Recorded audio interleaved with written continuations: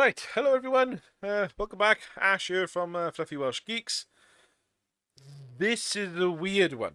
It's quite random, but I really felt like I really wanted to talk about it because I recently just watched it over the weekend. It's on Netflix, and I just wanted to talk about it. Uh, this is an animated film, CGI animated film, called New Gods. Nezha Reborn. I really hope I'm saying that right. If I'm not, just look up a trailer and find out what it is. Um, this was really good. I wasn't expecting to be much. This is an animation by Chinese animation companies. A lot of companies, because I was watching the film and literally like about half a dozen of these logos were popping up. Um, I like mythology. And I love Greek mythology, Egyptian, Japanese, Chinese. I don't know all the names. I don't know the full-on, you know, structure, the characters, whatever. I just know of the really popular ones. And with Chinese mythology, the only one I know, which is probably the most popular and the most revered one in China, is Sun Wukong, and that's the Monkey King. Now you're probably gonna laugh, oh, Monkey King, oh my god. Sun Wukong is seen as one of the most powerful gods beings to ever have lived. And in Chinese, I don't know if it's part of Chinese mythology or religion. I'm not quite sure, so I do apologize if I'm getting mixed up with that. But the way that the Chinese revere the Monkey King is like the Monkey King is just one of China's most important characters, whether it be for fiction or anything. So if you're doing something that betrays that character, you got to be careful. A lot of inspiration came from Sun Wukong, in like Goku from Dragon Ball. I found out was one inspiration. Excuse me. Um, there's also on Netflix. There's a load of stuff. There's like these kitty animated ones. Um, I think there's a TV series from like New Zealand or Australia or something. But there was also these films that came out, really really big budget, live action Chinese made martial arts films talking about the stories of Sun Wukong. Um, this doesn't. This isn't. I'm just using that as a reference because that character is in this film. But what else is what I'm saying? This film, um, from what I can gather, it's kind of blending modern day kind of technology in a world where people, I think, know that the gods were real and they existed and they still live to this day. Um, so, uh, for example, there's demons as well, but there's also gods, and these gods could be like dragons, like dragon kings of the north or dragon king of the eastern sea. All these really cool sounding things. Um, so I got that in this story, and yeah, they set it in. It's very Final Fantasy kind of Final Fantasy VII, very video gamey. And I don't know if this is based off a comic series. I have no idea. It looks like this looks like a Marvel kind of thing. It's like if the Marvel films took a different route and went animated. It's really interesting. Um, and I've seen some Chinese like other animation studios projects before, and yeah, some of them are not great. So I was really not expecting much when I watched this. But oh my god, it was amazing to look at. Um, so I think the story is in this world where the gods they take human form, and that is what happens in Chinese mythology. These dragons can shapeshift, and they live thousands of years and whatever, and they're super powerful.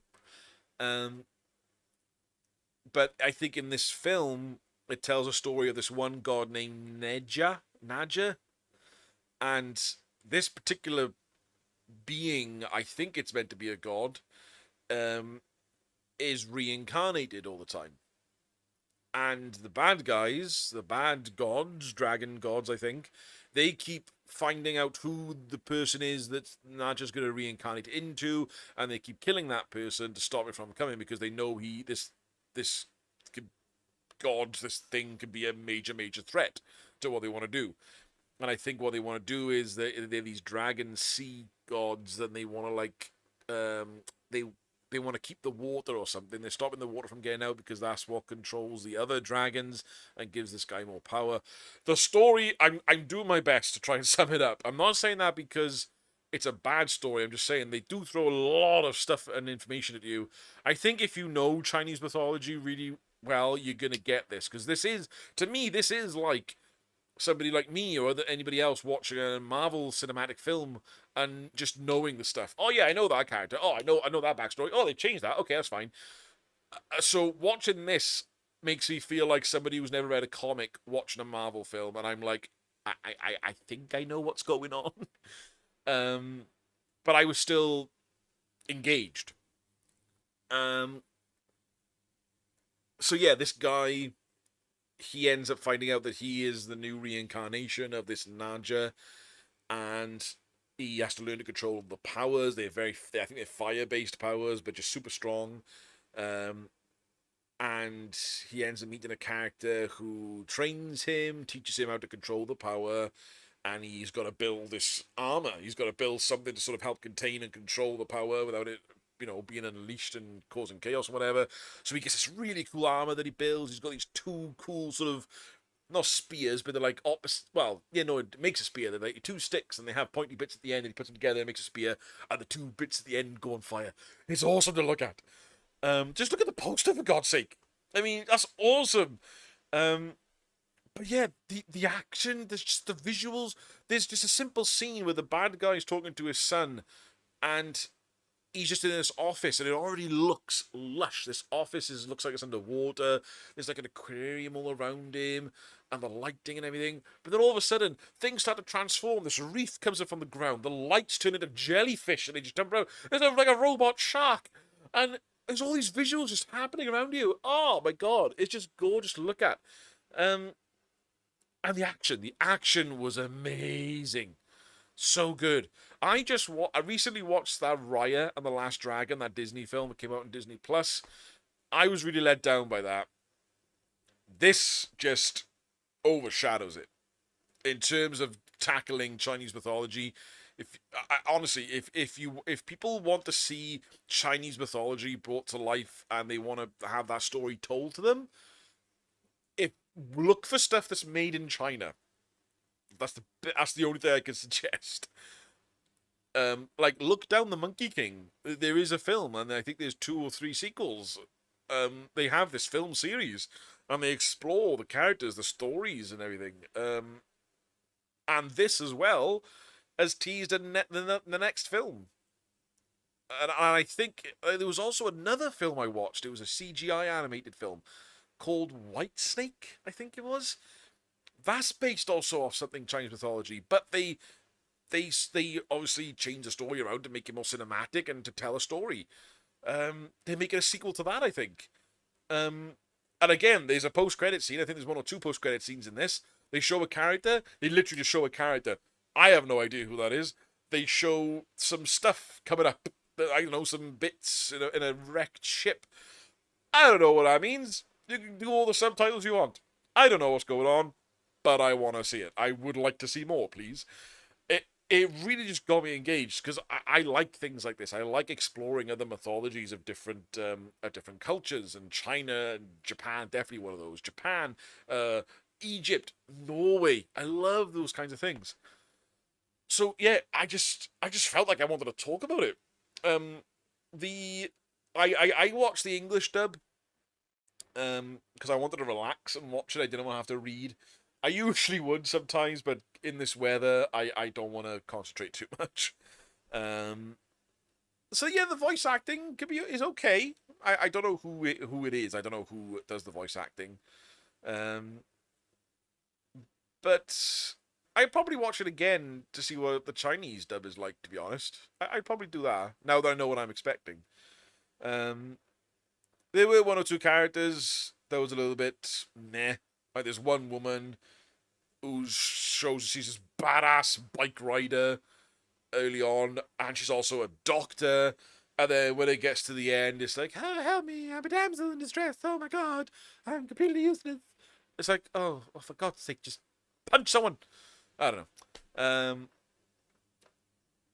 Oh, and they kill animals. They kill these really cutesy animals, and it's not fair. And I was just like, things were happening, and I just be like, that person needs to die.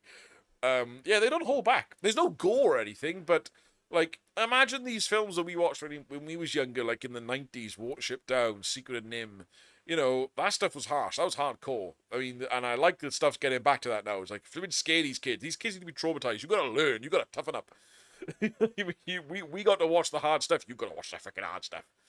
I wouldn't recommend this maybe to younger people. They might be confused. I don't know. I'd be curious because of the way, just the movements of this. It's colourful as well. Um, it's just I can't help but just whenever something would happen like a scene, I especially if it was a new setting, I'd just be looking around in the background maybe, or like little details I'd be looking for. But just it's just so much. You can just tell there's so much hard work went into it. I know some people will be like, oh, it's not exactly Disney or Pixar, is it? I don't want it to be Disney and Pixar. I don't. I want something new. Um, so yeah, you don't want the same thing. You don't want the same standards. You want new standards. You want imagination, creativity, and I feel this had it. I really, really liked it, and I'd watch it again. I'd recommend it to anyone. I loved it. Um, I haven't got don't ask me. I haven't got a clue what the story was about. I don't know half the characters. I have not got a clue. But just like the Marvel films did, it's made me want to go and find out.